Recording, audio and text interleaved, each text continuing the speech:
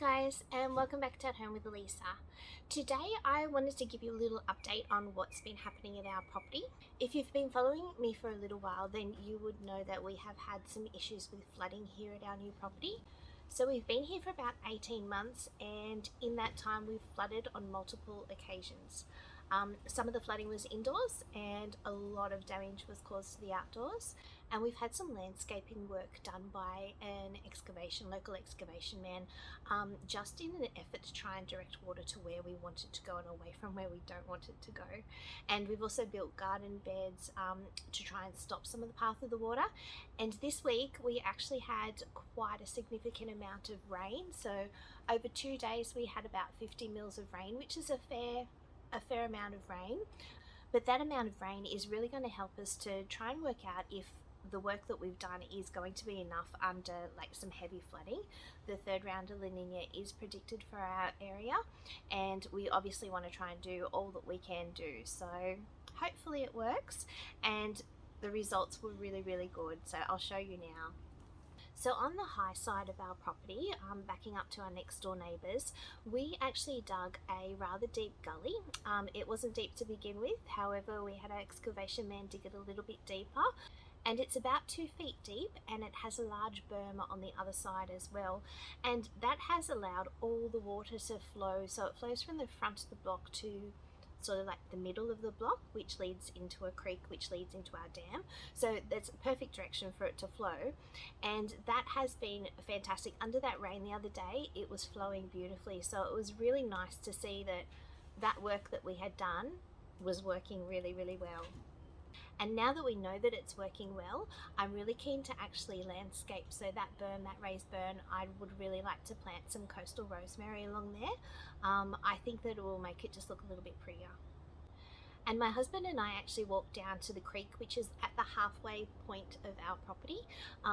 That's where it sort of joins from all that water that we've just diverted, joins in the middle with the next door neighbour's property as well. And the water all comes off the mountain, goes into that creek area, and then flows into the dam.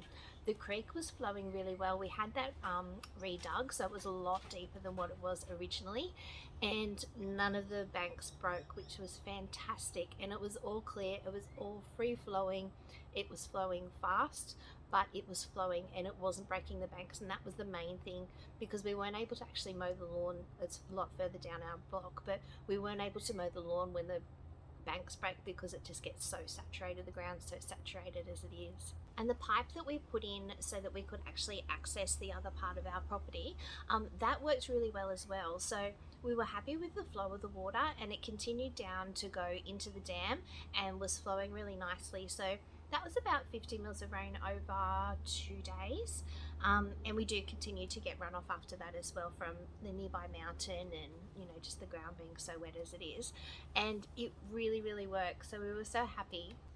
And if you had been watching previously, you would know that I put in a raised garden bed in front of my cutting garden just down here.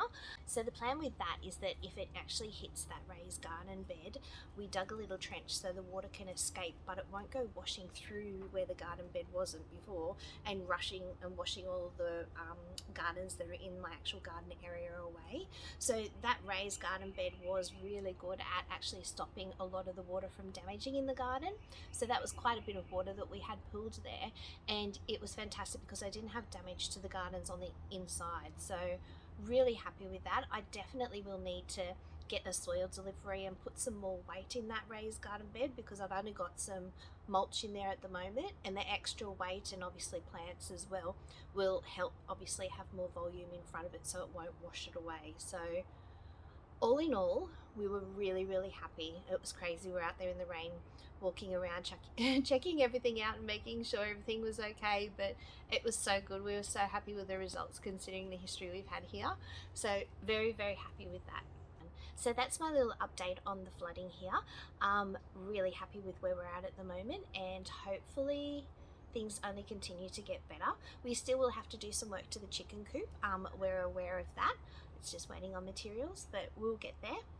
So you wouldn't actually believe, like, it's actually think the sun's shining at the moment, but today we had thunderstorm warnings. We have had rain this morning. It was quite heavy, so I had planned to just discuss that update with you with regards to our flooding, and also to do I cut some flowers yesterday in the garden when it was a beautiful day outside, and I cut the flowers and I've had them sitting here overnight, and I just wanted to show them to you.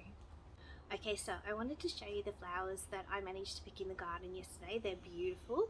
I was really hoping to get some ranunculus, but they're not quite ready yet. I think I left my planting a little bit too late, but I've got some gorgeous daffodils, some sweet peas and some lavender. So this daffodil here is called Precocious, and it's actually one that I had last year, and I love the salmon and peachy colours in it. I think it's just gorgeous. And this one here is called Greg's Favourite, and it's actually my favourite as well. I think it is just gorgeous. It's so beautiful and cheery. It's like that really, really bright yellow. And then we have this one here. This is a King Alfred, and it looks very, very similar to a Greg's Favourite, and I actually picked that on purpose. Reason being is that I can have the Greg's Favourite is an early flowering variety, and then the King Alfred is a later flowering variety, so both in spring but just a few weeks apart, and I picked them that way so that I'd have bright daffodils for quite an extended period of time. And then we have some sweet peas. So these are the bouquet sweet pea mix. They are gorgeous. They're only short stems. These are my first flowers for the season, so I'm very excited to have them. And oh, they smell divine. I actually gave them to my daughter and she's like, oh, they smell yummy, Mum. And the last flower I have is Lavender Avon View, and I love this. So this is one of the Italian varieties of lavender, and I love it because it has these, and they look like little dancing butterflies, so I love them. So I have quite a few of these. I am looking at getting some more as well, so oh yum, yeah, that's good too. So we actually have this down in our chicken coop, and we do pick their heads off and even the leaves as well, and we put them in the girls' coops, just in their nesting boxes, so that they can enjoy them while they lay their eggs. I also had some daffodil replete, however they've actually just finished flowering. I might get one more, I think, but it just wasn't quite ready to harvest. And whenever you pick daffodils, you want to make sure that you actually pick them and keep them in separate water to the rest of your flowers. The reason being is that they actually have a sap that comes out of the bottom of them, and if you don't leave them to actually, so it still looks very white there, but if you don't leave them to actually drain that sap out for at least a minimum of 4 hours, and you put it in with the other flowers, they'll actually start to kill the other flowers. It just introduces a lot more bacteria. So I just had them sitting overnight. So I've had the daffodils sitting in one container, and I had my lavender and my sweet peas in another container. Alrighty, I think we're about ready, and let's make one of the first bouquets of the season. So I decided that I needed some filler, so I went and picked out some of my Potostrum Silver Sheen, which I'm just putting into that pot now. I'm actually trying to create like a little network of stems, as this is the only vase that I have. The rest of them have been put away in storage, and I don't know where they are. So I'm trying to create like a little network of stems that I can put all my flowers into. I also picked up another lot of the Avon View. You can see there's the pale Avon View and then a slightly darker one. The only variation is that it's just two different plants. One was a little bit more established and in a sunnier spot, so it's interesting to see the difference in the colour just from the two plants. You've got the dark purple and the light sort of pinky colour. I think they're both beautiful though. So I'm still adding in a lot of my bulk here so that then I don't lose my feature flowers, which are my daffodils, when I actually start putting them into the vase. Another thing that when you're actually doing an arrangement like this, you want to make sure that you take off any leaves that might be below the waterline, as they can actually make your water a lot dirtier, and you just need anything that can fight getting bacteria in there.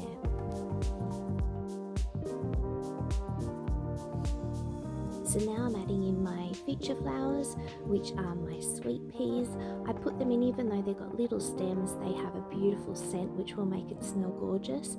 And those daffodils, I'm just positioning them nice and high. So at first I did one variety so that I could spread them out evenly, and then I had the most of the yellow ones, so I'm just filling in on any nice holes here and putting in the yellow ones.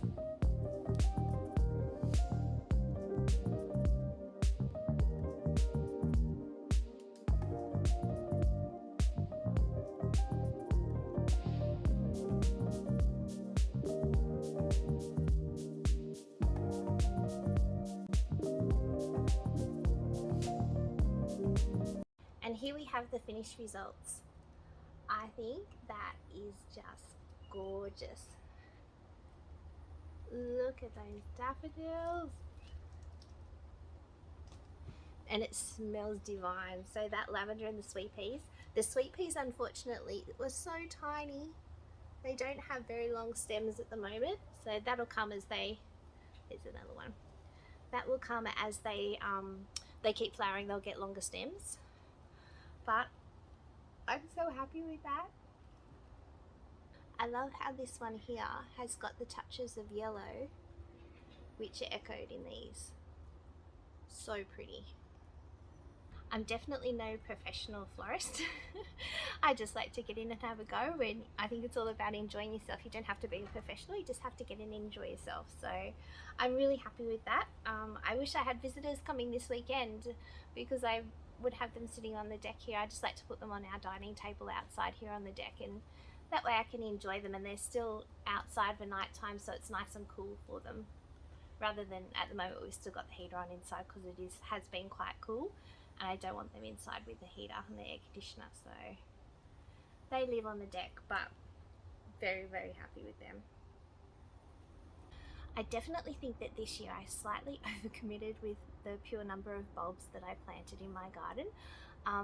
I planted a lot of them in pots this year, and I think next year all the daffodils and the jonquils are all going to go in my rose garden, basically so that they're kind of like a plant and forget kind of plant, because I definitely need more of those because I'd like to focus on some tulips next year. So if I can put all my daffodils and jonquils in the ground, then I basically don't really have to worry about them. I definitely think that a gorgeous bouquet of flowers, bright, happy, cheerful springtime flowers, can definitely brighten up a dull day. The sun has come out now, and it's just lunchtime now, and it is turning out to be a beautiful day. This morning, not so much. But look, I don't think I'm going to stop looking at them. They're so pretty. So thank you so much for joining me today on my little update on our water situation here at our property, and also arranging some gorgeous flowers from the garden. I'm so excited that I'm starting to get flowers. Hopefully I'll get vegetables soon too, so that will be fun. I really do love having a garden and a vegetable garden. It makes me so happy, so I really enjoy it.